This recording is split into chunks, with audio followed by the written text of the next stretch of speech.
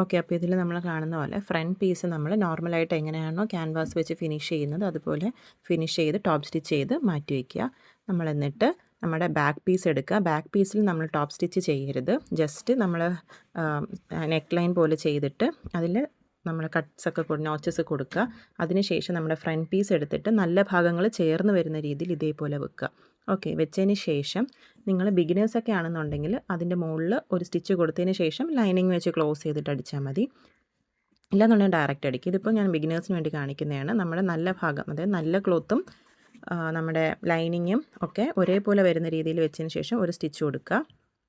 അതിനുശേഷം നമ്മളിതിനെ ക്ലോസ് ചെയ്തിട്ട് ഒരു സ്റ്റിച്ചും കൂടെ കൊടുക്കുക. അതായത് നമ്മുടെ ലൈനിങ് ക്ലോത്തുകൾ രണ്ടും അടുത്ത് വരും, നല്ല ഫാബ്രിക്കുകൾ രണ്ടും അടുത്ത് വരും. അങ്ങനെ ആയിരിക്കും വരുന്നത്. അപ്പോൾ കൺഫ്യൂഷൻ ഉണ്ടാകത്തില്ല. ഓക്കെ, ഫിനിഷ് ആകുമ്പോൾ നമുക്കിതാ ഇങ്ങനെയാണ് കിട്ടുന്നത്. ഇനി മറ്റേ സൈഡ് നമ്മൾ എന്ത് ചെയ്യുക, ഇതേപോലെ സ്റ്റിച്ച് ചെയ്തെടുക്കുക. സ്റ്റിച്ച് ചെയ്തെടുത്തതിന് ശേഷം നമുക്കത് ഇങ്ങനെയായിരിക്കും ഫിനിഷിങ് കിട്ടുക. ഇതിന് ശേഷം നമുക്ക് ഇതിൻ്റെ മുകളിൽ കൂടെ ഷോൾഡറിൻ്റെ അവിടെ നിന്ന് തന്നെ സ്റ്റാർട്ട് ചെയ്തിട്ട് നമുക്ക് നെക്ക് ലൈനിൽ ഫുള്ളും ഒരു ടോപ്പ് സ്റ്റിച്ച് ചെയ്ത് കൊടുക്കാം ബാക്ക് പീസിൽ. അപ്പോഴത്തേക്ക് നമുക്ക് നീറ്റായിട്ട് ഷോൾഡർ സ്റ്റിച്ചൊന്നും വെളിയിൽ കാണാണ്ട് നല്ല ഫിനിഷിങ്ങോടെ നമുക്ക് സ്റ്റിച്ച് ചെയ്തെടുക്കാനായിട്ട് പറ്റും. കൂടുതൽ ടിപ്സിന് നിങ്ങൾ എന്നെ ഫോളോ ചെയ്തോളൂ. Thank you.